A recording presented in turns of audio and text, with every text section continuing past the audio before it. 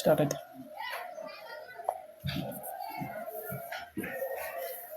ಇಂದು ನಾವು 10ನೇ ತರಗತಿಯ ವಿದ್ಯಾರ್ಥಿಗಳಿಗೆ ಗಣಿತ ವಿಷಯದ ಸಮಾಂತರ ಶ್ರೇಣಿಯ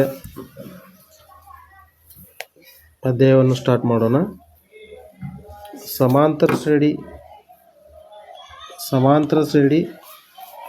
ಅಂದರೆ ಏನು? ಸಮಾಂತರ ಶ್ರೇಣಿ ಅಂದರೆ ಫಸ್ಟು ಸಮಾಂತರ ಶ್ರೇಣಿ ವಾಕ್ಯ ಬರುತ್ತದೆ. ಸಮಾಂತರ ಶ್ರೇಣಿ ಅಂದರೆ ಮೊದಲ ಪದವನ್ನು ಹೊರತುಪಡಿಸಿ ಮುಂದಿನ ಪದವನ್ನು ಪಡೆಯಲು ನಿರ್ದಿಷ್ಟವಾದ ಸಂಖ್ಯೆಯಿಂದ ಕೂಡಿಸ್ತಾ ಹೋದಂತೆ ಬರುವ ಸಂಖ್ಯಾ ಶ್ರೇಣಿಯನ್ನು ಸಮಾಂತರ ಶ್ರೇಣಿ ಅನ್ನೋದು. ಸಮಾಂತರ ಶ್ರೇಣಿ ಅಂದರೆ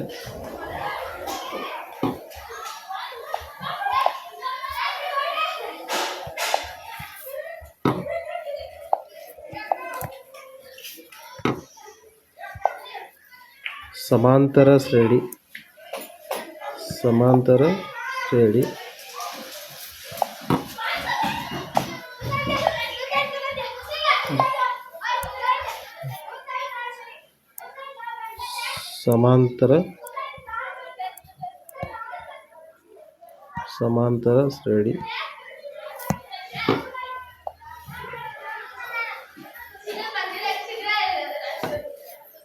ಸಮಾಂತರ ಶ್ರೇಣಿ ಎಂದರೆ ಮೊದಲ ಪದವನ್ನು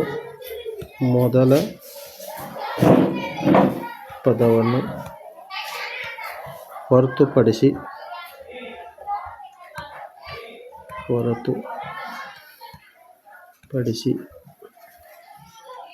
ಮುಂದಿನ ಪದವನ್ನು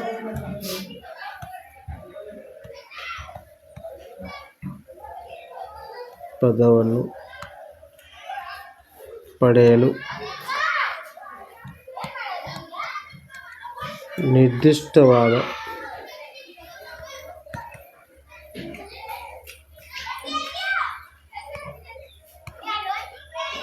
ಸಂಖ್ಯೆಯಿಂದ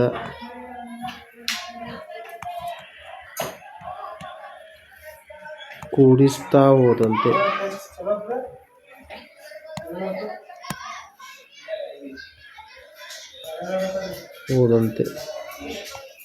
ಬರುವ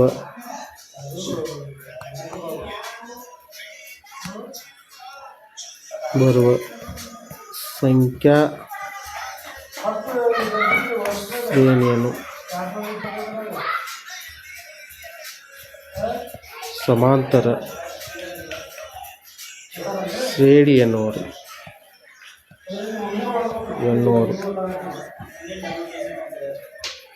ಉದಾಹರಣೆಗೆ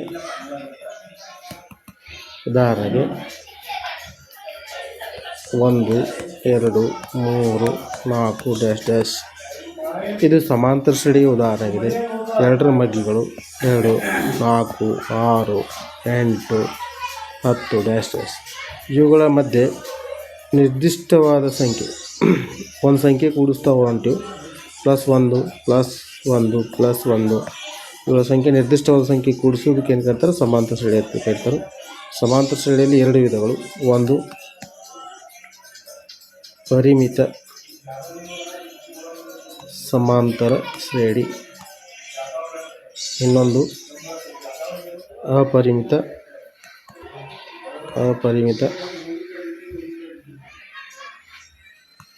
ಸಮಾಂತರ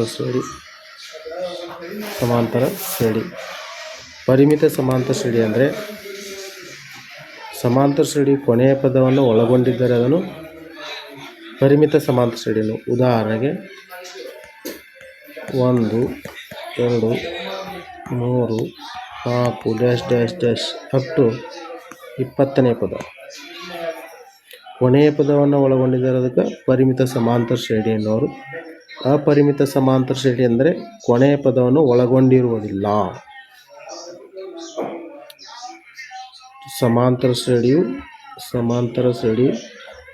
ಕೊನೆಯ ಪದವನ್ನು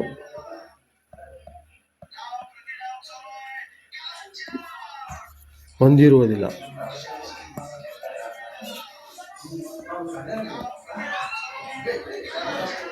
ಕೊನೆಯ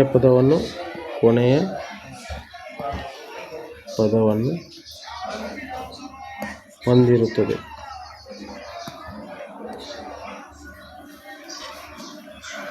ಉದಾಹರಣೆಗೆ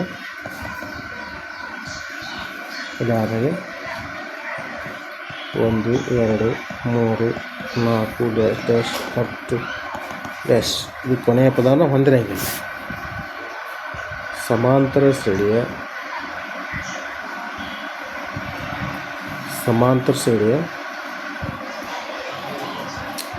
ಸಾಮಾನ್ಯ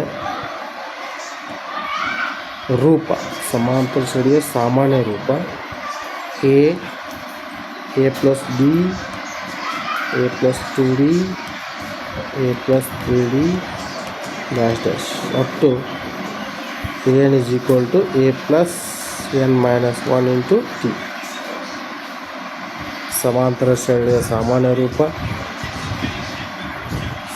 ಸಮಾಂತರ ಶ್ರೇಣಿಯ ಸೂತ್ರಗಳು.